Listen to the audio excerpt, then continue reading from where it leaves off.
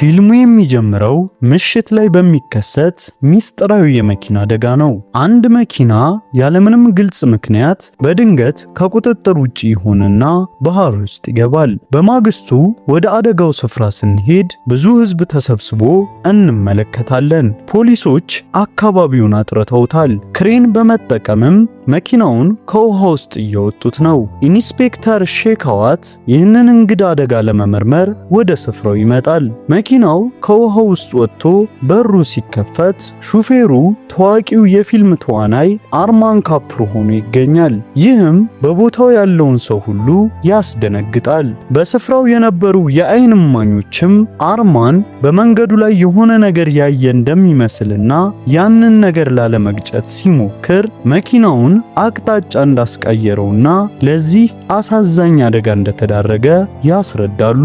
ኢንስፔክተር ሼካዋት የአደጋውን ክስተቶች ማገጣጠም ሲጀምርም ጉዳዩን ለመፍታት ጥልቅ ዝርዝሮችን መመርመርና በዚያች አስከፊ ምሽት በትክክል ምን እንደተፈጠረ ማወቅ እንዳለበት ይገነዘባል። የአደጋው ስፍራ የሴተኛ አዳሪዎች መንደር ከሆነው የቀይ መብራት አካባቢ ጋር ቅርበት አለው። እዚያም ሻሺና ተይሙር ከተባሉ ሁለት አሻሻጮች እንዲሁም ከሻሺ ቁባት ማሊካ ጋር እንተዋወቃለን። እነዚህ ገጸ ባህሪያት ከሟቹ ተዋናይ አርማን ካፑር ጋር የተወሰነ ግንኙነት ያላቸው ይመስላሉ። ሴተኛ አዳሪዎችን በመኪና ይዘው ሲዘዋወሩ በአካባቢው ፖሊሶችን ካዩ ይደናገጣሉ።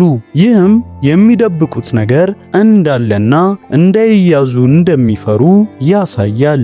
በሌላ በኩል ኢንስፔክተር ሼካዋትና ባለቤቱ ሮሽኒ ከጓደኞቻቸው ጋር እራት እየበሉ ነው። ነገር ግን በመካከላቸው የሚታየው ውጥረት ጥንዶቹን የሚረብሻቸው ነገር እንዳለ ያሳብቃል። ቆየት ብለን እንደምንረዳው ሼካዋትና ሮሽኒ የትንሽ ልጃቸውን ሞት ሐዘን ለመቋቋም አሁንም እየታገሉ ነው። ይህ አሳዛኝ ክስተት በመካከላቸው ክፍተት ፈጥሯል። ታሪኩ ወደ ኋላ በመመለስ በሼካዋት የቤተሰብ ሕይወት ውስጥ የተፈጠረውን አሳዛኝ ክስተት ያሳየናል። ቤተሰቡ ለመዝናናት በአንድ ሐይቅ አቅራቢያ ለሽርሽር ወጥተዋል። ሼካዋትና ሮሽኒ እያረፉ ሳለ ትንሹ ልጃቸው ካራንና ጓደኛው በአቅራቢያው መጫወት ይጀምራሉ። ልጆቹ አንድ የሞተር ጀልባ ያዩና በጉጉት ተገፋፍተው ወደ ውስጡ ይገባሉ። የጀልባዋ ሞተር ሲነሳ በሚያወጣው ድምፅ ሼካዋት ከእንቅልፉ ይነቃል። የተፈጠረውን ነገር ወዲያውኑ ቢያስተውልም በዚያን ጊዜ ግን ጀልባዋ ወደ ሐይቁ መሃል በደንብ ርቃ ገብታለች። ጀልባዋ ተገልብጣም ልጆቹን ወደ ውሃ ውስጥ ተወረውራቸዋለች። ሼካዋትና ሮሽኒም ልጆቹን ለማትረፍ ወደ ሐይቁ ዘለው ይገባሉ። በሚያሳዝን ሁኔታ ማዳን የቻሉት ግን የካራንን ጓደኛ ብቻ ነበር። ካራን ሐይቁ ውስጥ ሰምጦ ሕይወቱ ያልፋል። ይህም ወላጆቹን ክፉኛ ይሰብራቸዋል። ይህ ልብ ሰባሪ ክስተትም በሼካዋት ላይ ጥልቅ ተጽዕኖ ያሳድርበታል። የዚያ ቀን ትዝታዎች ስለሚያስጨንቁትም መተኛት አይችልም። አደጋውን ባለመከላከሉና ካራንን በጊዜ ባለማዳኑ ሁልጊዜ ራሱን ይወቅሳል። የጥፋተኝነት ስሜት ሸክሙም በየምሽቱ በፖሊስ መኪናው ከተማዋን እንዲዞር ያስገድደዋል። እነዚህ የምሽት ጥበቃዎች ለሼካዋት ስራ ብቻ አይደሉም፣ ከሚያሰቃየው የጥፋተኝነት ስሜት የሚያመልጥባቸው መንገዶቹም ናቸው። አሁን ባለው ጊዜ ውስጥ ኢንስፔክተር ሼካዋት ሐዘኑን ለመርሳትና ጉልበቱን ለመሰብሰብ ራሱን በምርመራ ውስጥ ይዘፍቃል። በአርማን ካፑር አደጋ ምሽት ተዋናዩ 2 ሚሊዮን ሩጲ በጥሬ ገንዘብ ይዞ እንደነበር ይገነዘባል። ይሁን እንጂ ገንዘቡ ከመኪናው ውስጥ ይጠፋል። ይህም ጥርጣሬን ይጭራል። አርማን ከአደጋው ጥቂት ቀደም ብሎ ገንዘቡን ለአንድ ብላክሜለር ሰጥቶ ሊሆን እንደሚችልም ሼካዋት ይገምታል። ይህ አዲስ መረጃ ጉዳዩን ይበልጥ ያወሳስበዋል። የአርማን ሞት እንዲሁ በአጋጣሚ የተከሰተ ሳይሆን ከማስፈራራትና ከሌሎች ወንጀሎች ጋር የተያያዘ ሊሆን እንደሚችል ይጠቁማል። በዚህ መሃል ሼክዋትና ባለቤቱ ሮሽኒ ወደ አዲስ ቤት ይዛወራሉ። ይህ ሽግግር ካለፈው ቤታቸው ጋር የተያያዙትን የሚያሰቃዩ ትዝታዎችን ትተው በአዲሱ ሰፈር አዲስ ሕይወት ለመጀመር የሚያደርጉት ጥረት ነው። እዛም ስለ ቤተሰባቸው በተለይም ስለ ሞተው ልጃቸው ካረን ያልተለመደ ፍላጎት የምታሳይ አንዲት አሮጊት ሴት ያገኛሉ። የእሷ የማወቅ ጉጉትና በካራን ላይ ያላት ከፍተኛ ፍላጎት ሮሽኒን ምቾት ይነሳታል።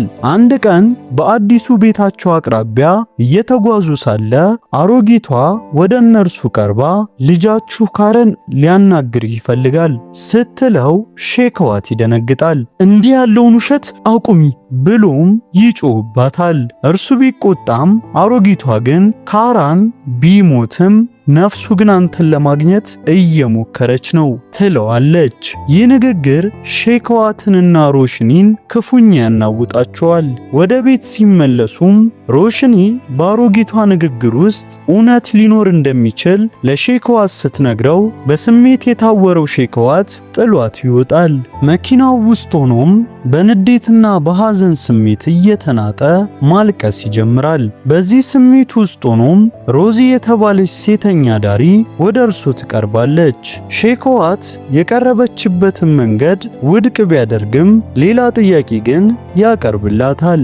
ስለ ምርመራው መረጃ እንድትሰጠው ይጠይቃታል። ሮዚም ለምርመራው የሚረዱ ጠቃሚ መረጃዎችን በመስጠት ሚስጥራዊ ረዳቱ ለመሆን ትስማማለች። የሮዚ ጣልቃ ገብነትም ለምርመራው አዲስ መልክ ይሰጠዋል። እሷ የምትሰጠው መረጃ ሼክዋትን በተወሳሰቡ ፍንጮች ውስጥ መንገዱን እንዲያገኝ ይረዳዋል። ምርመራው ሲቀጥል ብላክሜለሩ ቀደም ሲል የተዋወቅነው ሻሺ መሆኑ ይታወቃል።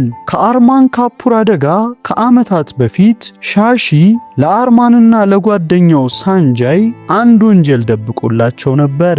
የአርማን የሞት ዜና ሻሺ ጋር እንደደረሰ አጋጣሚውን በመጠቀም አርማን ይዞት የነበረውን 2 ሚሊዮን ሩፒ ይዞ ይሰወራል። በዚህ መሃል የሻሺ ረዳት የሆነው ተይሙር የሻሺን የተጣለ ሲም ካርድ ያገኛል። ይህንን ሲም ካርድ ተጠቅሞም ሳንጃይን በማስፈራራት ገንዘብ ለመቀበል ይወስናል። ሻሺ ገንዘቡን ይዞ ከጠፋ በኋላ ለሳንጃይ የማስፈራሪያ ጥሪዎችን ያደርጋል። ሳንጃይም ሻሺን ለዘላለም ዝም ለማሰኘት ገዳዮችን ቀጥሮ ያስገድለዋል። አስከሬኑም ያለምንም ፍንጭ ይጠፋል። ስለ ሻሺ ምንም መረጃ ሲያጣም ተይሙር ጓደኛው በሳንጃይ ገዳዮች እንደተገደለ ይገነዘባል። ከዚያም ተይሙር የሻሺን አሮጌ ሲም ካርድ በመጠቀም ሳንጃይን ማስፈራራት ይጀምራል። አሁን ደግሞ የሻሺን ግድያ አጋልጣለሁ ይለዋል።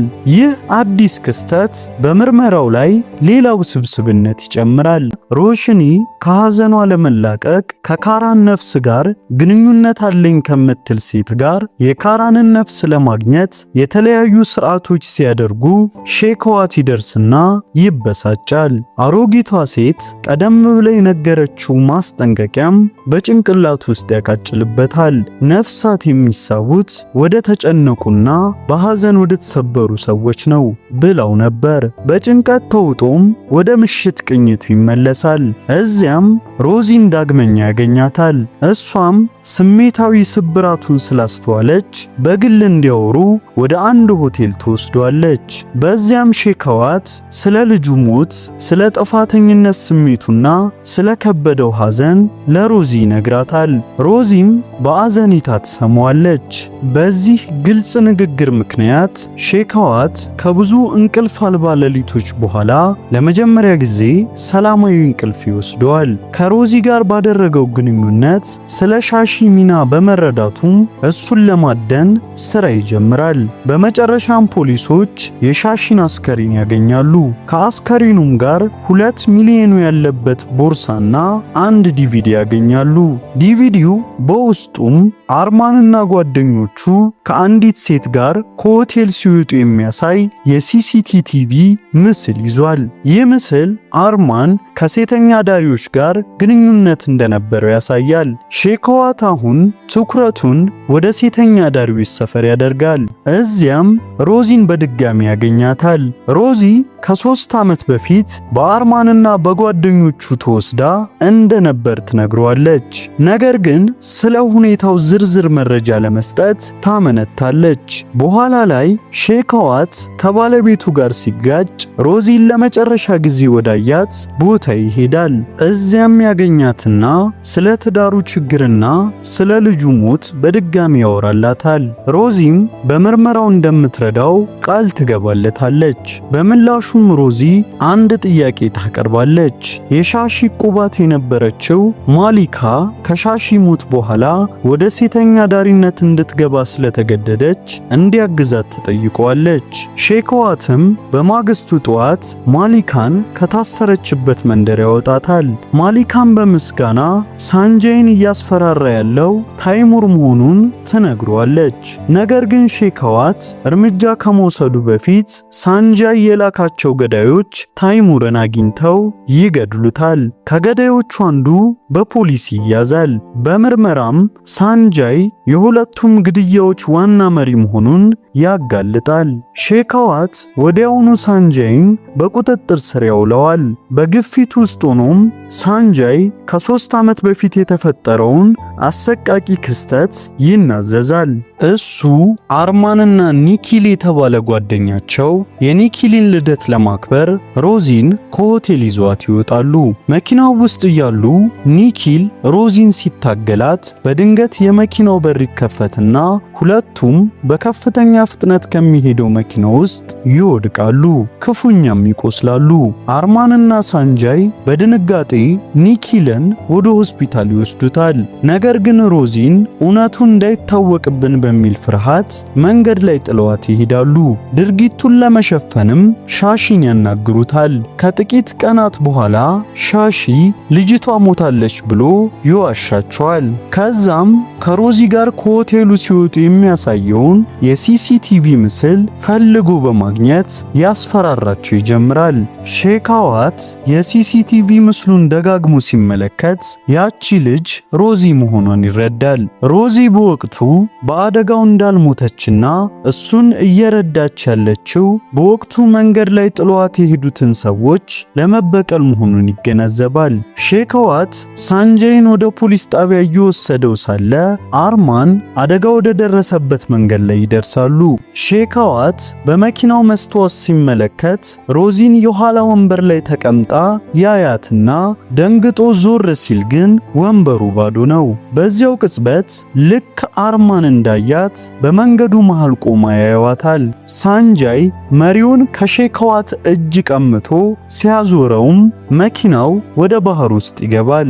መኪናው በውሃ በመሙላቱም ሳንጃይ ወዲያውኑ ይሞታል። ሼክዋት ከመኪናው ለመውጣት እየታገለ ያለም ሮዚ የመኪናውን በር ከፍታ ታስወጣዋለች። ሼክዋትም ሳይጎዳ ከውሃው ይወጣል። በፖሊስ ጣቢያም አለቃው ይህንን የማይታመን ታሪክ ሪፖርት እንዳያደርግ ይመክረዋል። ሼክዋትም ተስማምቶ የአርማን ሞት አደጋ ነበር፣ ሳንጃይም ከመታሰር ለማምለጥ ሲል መኪናውን ወደ ባህሩ ነድቶብኛል ብሎ በይፋዊ ሪፖርቱ ላይ ይጽፋል። ከዛም በውስጣዊ ስሜቱ እየተመራ ሮዚን ያገኝበት ወደ ነበረው ስፍራ ሄዶ መሬቱን መቆፈር ይጀምራል። ከ3 ዓመት በፊት ሻሺ ደብቆት የነበረውን የሮዚን አጽምም ያገኘዋል። ከዛም የአካል ቅሪቷን ወስዶ ክብር ባለው የቀብር ስነ ስርዓት ያሳርፋታል። አሁን ከተፈጥሮ በላይ ለሆኑ ሚስጥራዊ ነገሮች አእምሮ ክፍት የሆነው ሼክዋት ወደ ቤቱ ይመለሳል። እዚያም በሞተው ልጁ ካረን ስም በአሮጊቷ ሴት የተጻፈ ደብዳቤ ያገኛል። በደብዳቤው ውስጥ ካረን አባቱ ለሞቱ ራሱን መውቀስ እንደሌለበት ይነግረዋል። ወላጆቹ ደስተኛ ሆነው እንዲኖሩለት እንደሚፈልግም ይገልጽለታል። ሼክዋት ደብዳቤውን እያነበበ እያለም ባለቤቱ መታ ታጽናኗለች። በመጨረሻም ጥንዶቹ አንድ ሆነው ደስተኛ ደስተኛ ህይወት መምራት ይጀምራሉ። በቀጣይ ቪዲዮ እስከምንገናኝ በያላችሁበት መልካሙን ሁሉ እያደረጋችሁ ቆዩልኝ። እወዳችኋለሁ።